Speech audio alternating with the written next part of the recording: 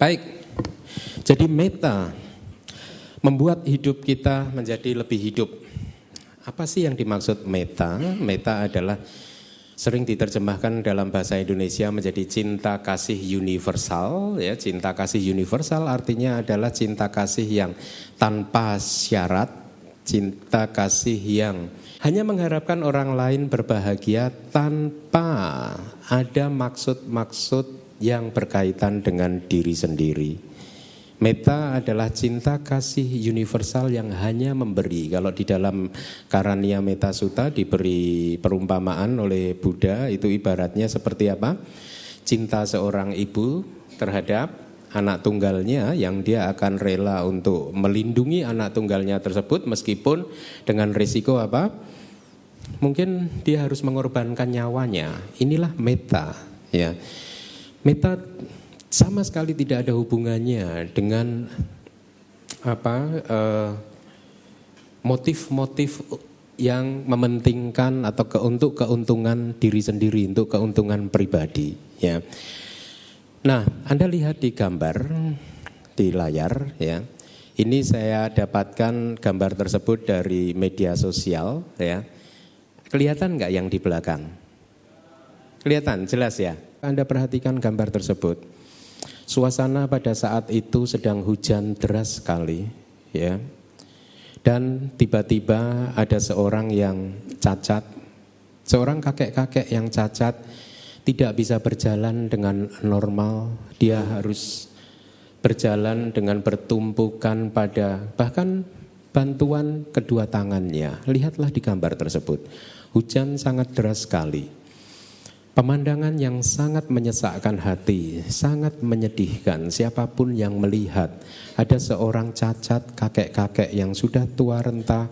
Kalau melihat dari apa yang dibawa, mungkin pekerjaan dia hanyalah seorang pengemis, seorang yang sangat miskin, seorang yang mungkin di dalam kehidupan ini dia telah sering kali dikecewakan, tidak mendapat tempat yang layak di dalam kehidupan ini karena kemiskinannya mungkin, karena kebodohannya mungkin, atau karena apapun. Dia adalah orang yang terbuang. Pada hari itu hujan deras sekali. Dia melintasi jalan dan kalau Anda perhatikan di belakang, di background gambar tersebut, itu adalah toko atau warung-warung dan banyak orang berdiri di sana. Dia hanya memandang orang kakek-kakek yang cacat tersebut melintasi jalan di tengah hujan yang sangat deras sekali. Tiba-tiba pada saat pemandangan yang sangat mengharukan ini, ya, ada seorang wanita dengan penampilannya yang sangat rapi. Mungkin saja dia baru saja pulang kantor, ya. Dia dengan spontan mengulurkan tangannya untuk memastikan bahwa orang tua kakek-kakek tadi bisa menyeberang jalan tanpa basah kuyup karena air hujan. Dia mempunyai payung yang bisa dipakai sebagai alat untuk berbuat kebajikan.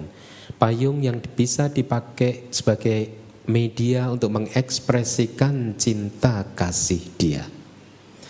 Oleh karena itulah secara spontan dia kemudian mengulurkan tangannya, memberikan payungnya demi menjamin sang kakek tidak kehujanan meskipun dengan risiko bahwa dirinya sendiri kehujanan. Anda lihat, tidak semua manusia bisa melakukan hal seperti itu.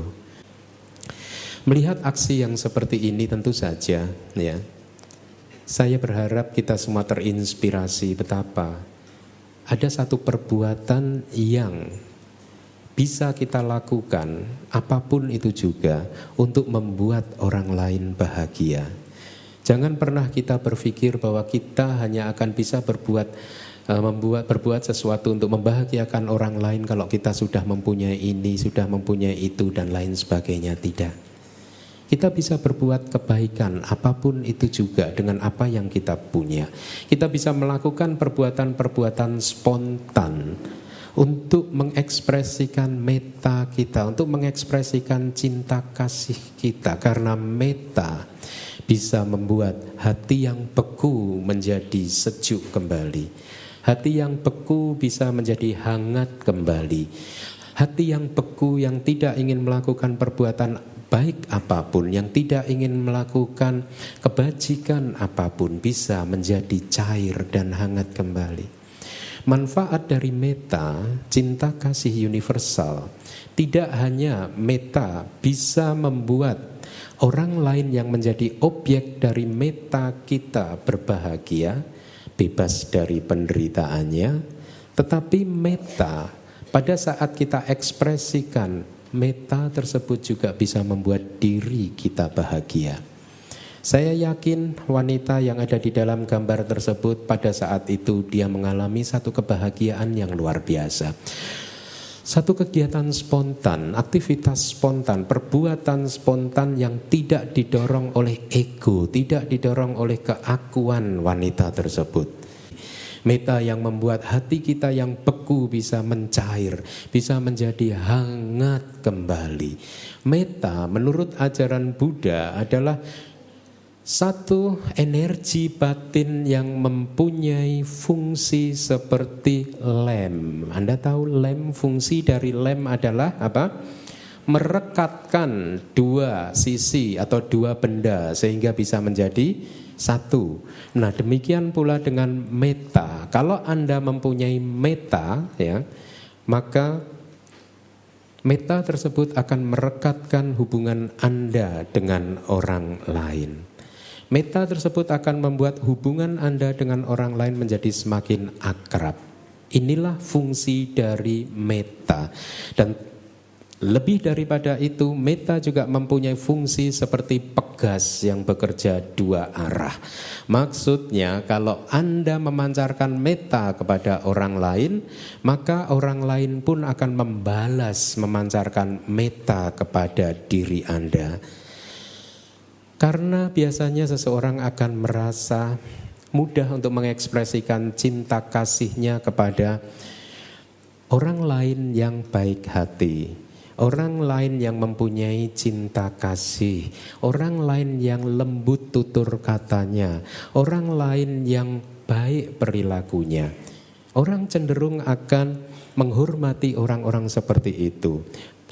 Sahabat, teman, atau siapapun juga akan cenderung menjaga ucapan mereka untuk tidak menyakiti temannya yang hatinya penuh metta.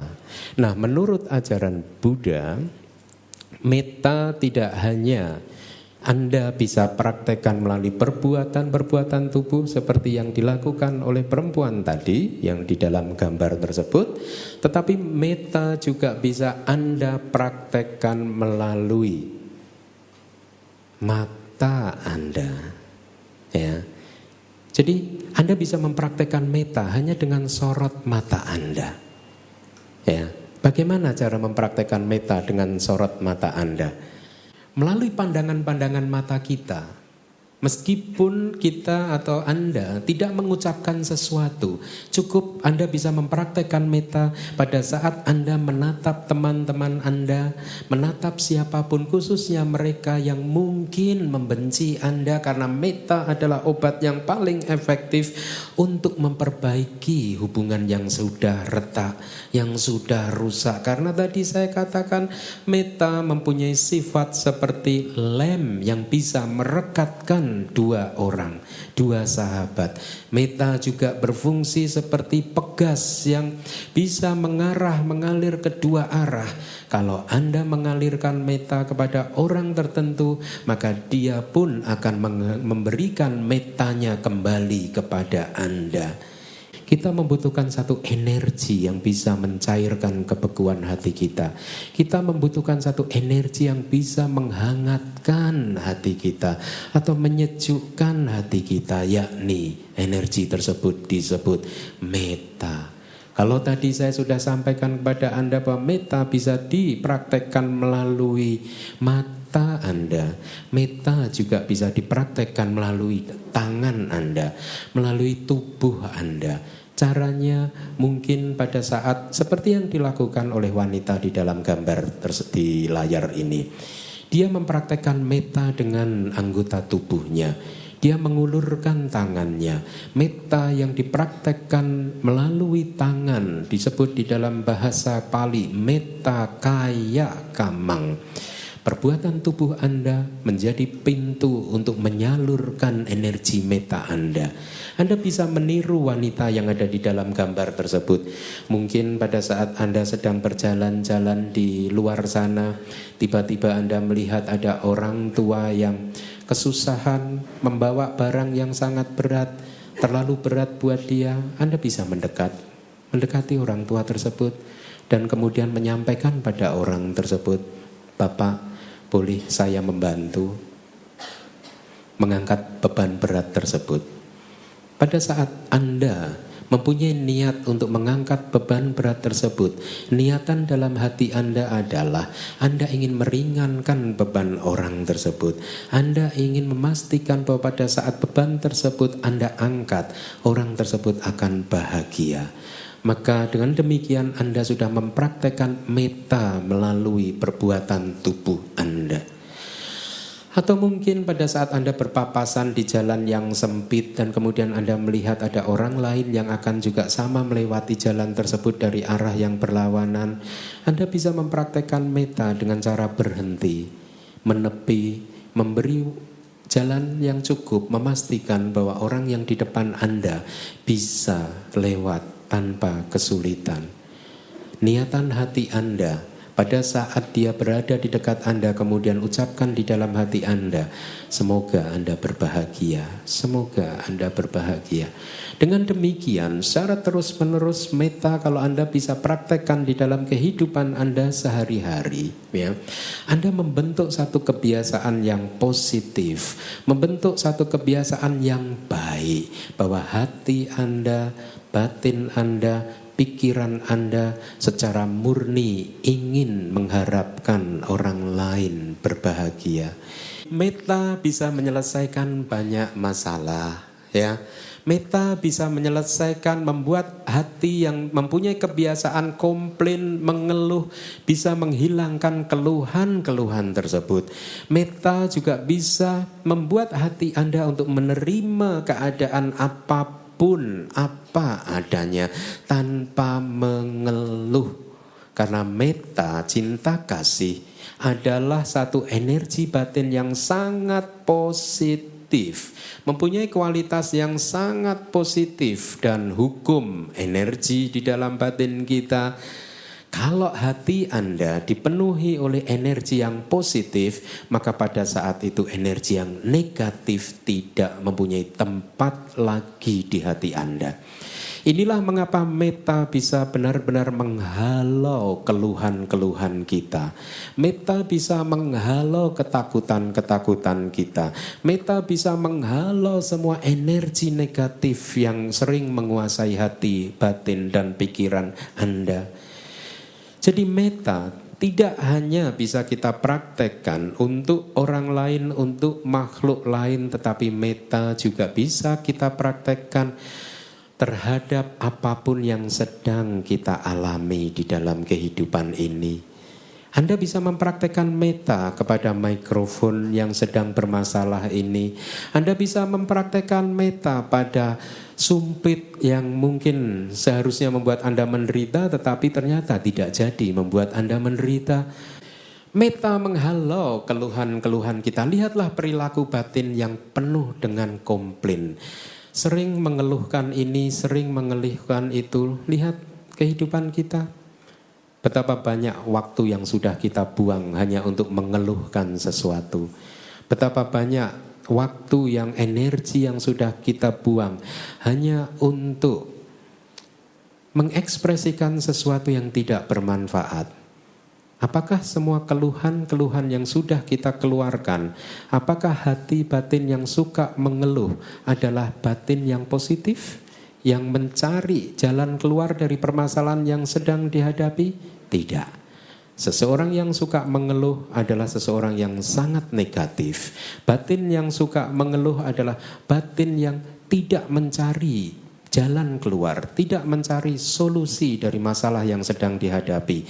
Batin yang suka mengeluh adalah batin yang berfokus, memfokuskan energinya pada masalah, bukan pada solusi. Batin yang suka mengeluh adalah batin yang tidak mempunyai energi meta. Oleh karena itulah, kita harus membangun satu kebiasaan yang positif, energi batin yang positif, dengan latihan-latihan yang sangat sederhana. Ucapkanlah kata-kata meta di dalam hati Anda pada saat Anda melihat teman Anda atau Anda sedang bercakap-cakap dengan teman Anda. Cobalah Anda praktekkan. Jadikanlah hal ini seperti menjadi kebiasaan baru Anda. Kebiasaan yang sangat positif. Ibarat pohon yang melengkung ke arah timur, condong ke arah timur, bengkok ke arah timur. Pada saat pohon tersebut dipotong, dia akan jatuh ke mana? Jatuh ke timur. Demikian pula batin yang condong ke arah meta, melengkung ke arah meta. Pada saat batin ini dipotong, artinya pada saat kita meninggal dunia nanti, batin yang dipenuhi oleh meta ini akan menemukan tempat kelahiran yang penuh dengan kebahagiaan.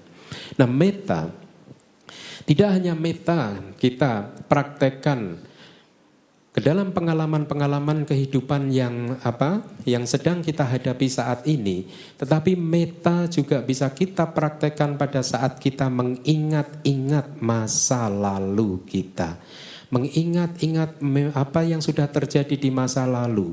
Seperti saya tadi pada saat duduk di belakang jendela melihat keluar hujan yang sangat deras sekali.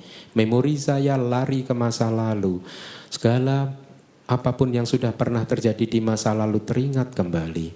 Kalau kita tidak mempunyai meta, seringkali memori-memori masa lalu tersebut yang muncul adalah memori-memori yang negatif saja, memori-memori yang tidak baik.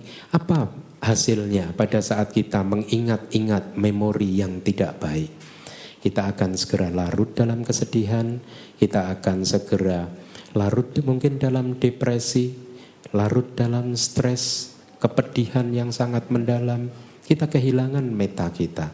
Oleh karena itu, supaya kita bisa terhindar dari segala bentuk kesedihan yang berkaitan dengan masa lalu, praktekkanlah meta pada saat Anda mengingat-ingat masa lalu Anda. Masa lalu saya, katakan dalam hati Anda, apapun yang sudah terjadi di masa lalu, semuanya telah membuat saya sampai di hari ini. Perjalanan kehidupan saya sudah sampai di detik ini.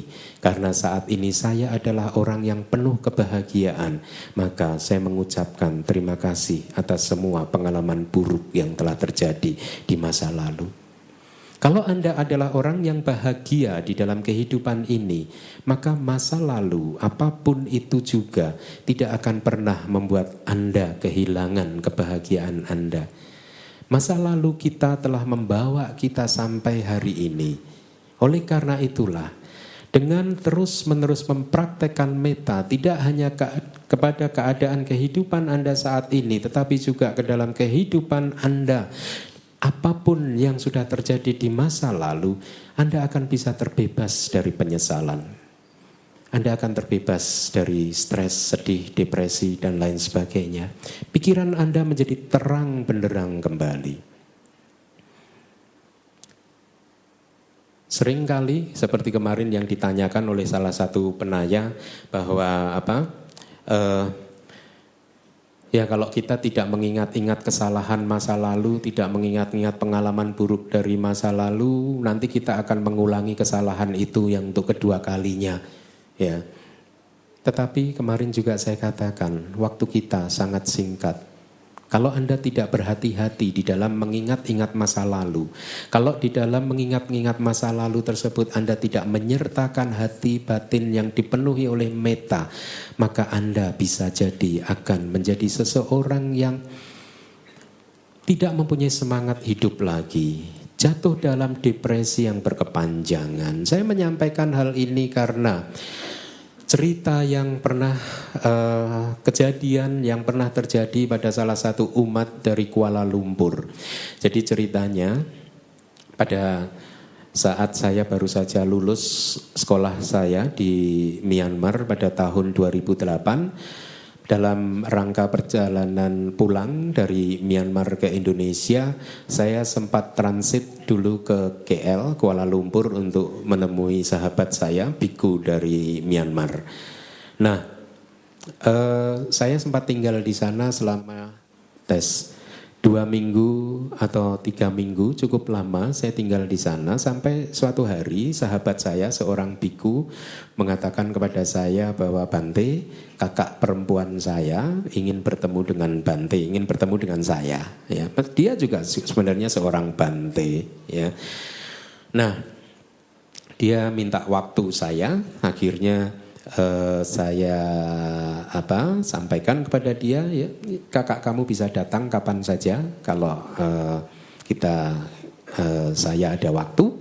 Dan singkat cerita keesokan harinya kakak perempuannya datang bersama suaminya dan 2 atau 3 orang anaknya. Saya agak lupa.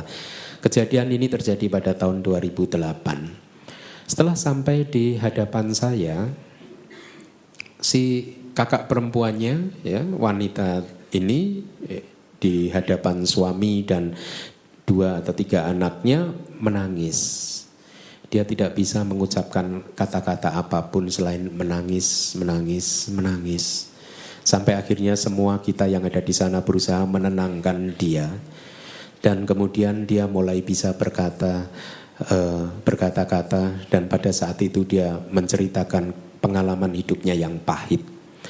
Jadi menurut dia, apa yang disampaikan oleh dia bahwa dia sudah mengalami depresi selama 12 tahun atau 14 tahun terakhir ini. Bayangkan, 12 tahun lamanya. Dan selama 12 tahun lamanya tersebut, suaminya, anak-anaknya sudah seringkali berembuk, berdiskusi, ingin membawa mamahnya atau istrinya ke rumah sakit jiwa. Ingin meninggalkan istrinya di rumah sakit jiwa. Karena istrinya sangat-sangat stres. Seperti perilakunya seperti orang gila. Dia tidak bisa berpikir sehat. Singkat cerita, setelah saya tanya kenapa kamu bisa seperti itu, dan dia mengatakan bahwa selama 12 tahun terakhir ini sangat sulit buat dia untuk mengingat-ingat sesuatu yang baik. Menurut dia, kehidupan dia hanya diisi oleh kegagalan, satu kegagalan demi kegagalan yang lain. Banyak sekali kesalahan-kesalahan yang sudah dia lakukan, ini menurut dia.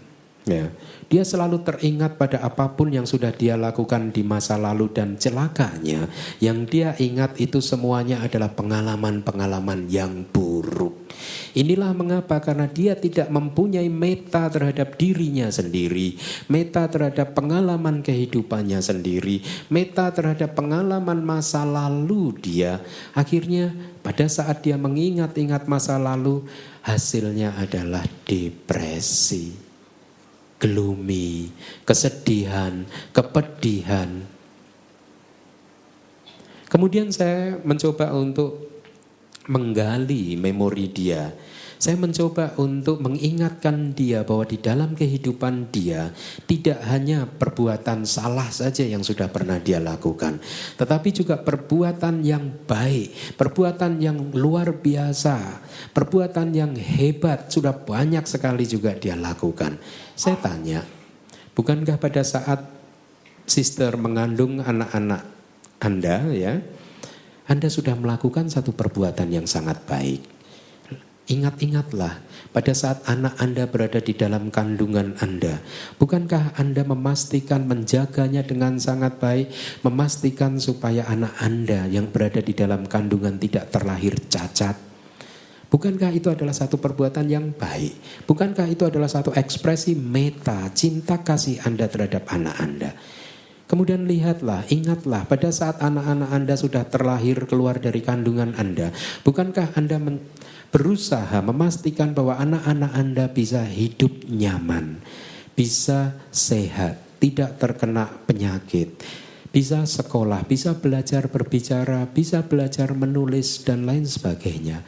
Bukankah hal tersebut adalah satu ekspresi dari cinta kasih yang seharusnya menjadi sumber kebahagiaan Anda?